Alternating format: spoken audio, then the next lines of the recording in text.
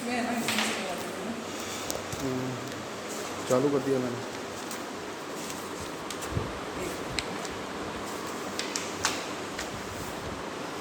Hello, today we will be doing experiment number 6, in which we have to plot the static emitter characteristics for UJT. This is the symbol for UJT. As we know, UJT is unijunctional transistor. It is a unipolar device.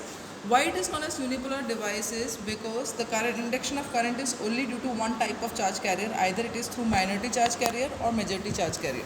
This one is the structural diagram for UJT. See, this is N region, this one is P. The emitter is not connected exactly at the center. It is somewhat nearby the base B2. Therefore, this is the reason for the difference in the resistance value, that is a drop in the resistance value from B2 to B1 due to this region. Now, what we have to do is we have to plot the characteristics for this UJT. Now, if we come to the graph, this is the characteristics curve for UJT. This is the negative resistance region. This is your peak point, valley point. This one is saturation region, after which valley point your graph will start to increase. Now coming to the kit, this is the basic kit for plotting the characteristics of UJT. This one is UJT emitter, base terminal B2, base terminal B1. This is your voltmeter. This one is your voltmeter. This voltmeter is for measuring voltage between here voltage.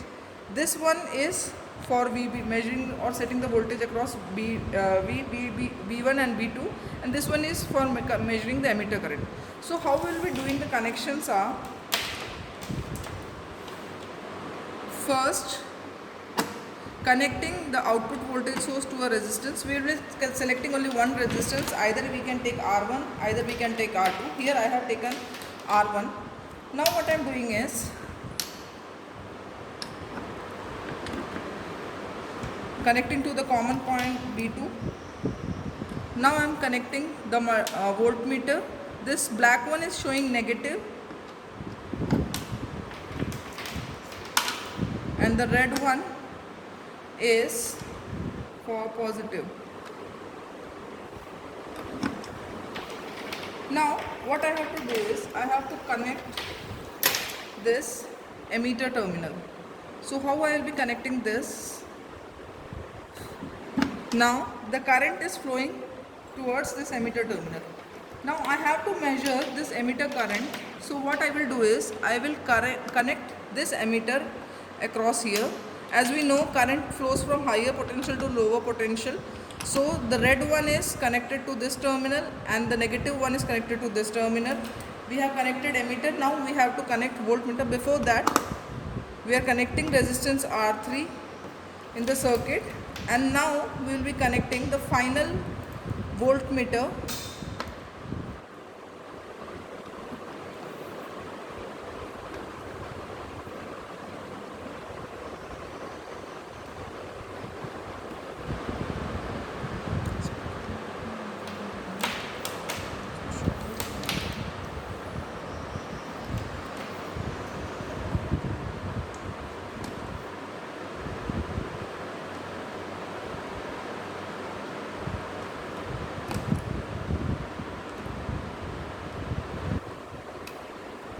See, this is the final connections. Now what we will do is,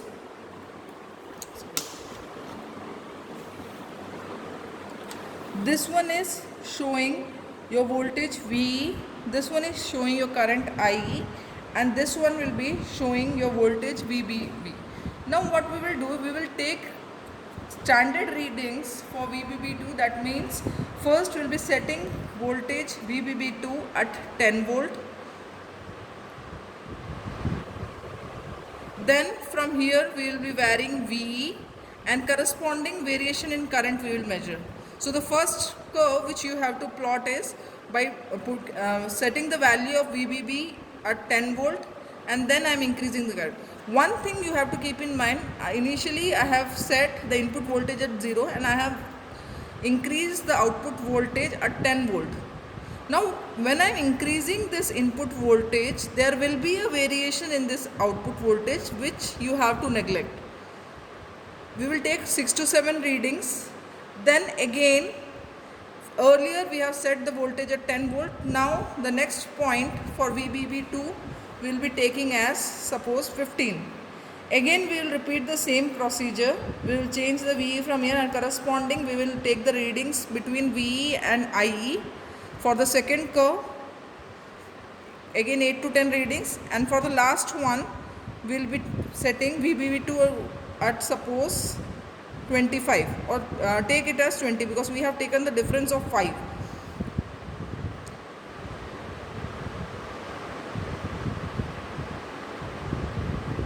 So what curve I will get when I plot this? The curve will be somewhat like this. This is the practical curve which we will be getting.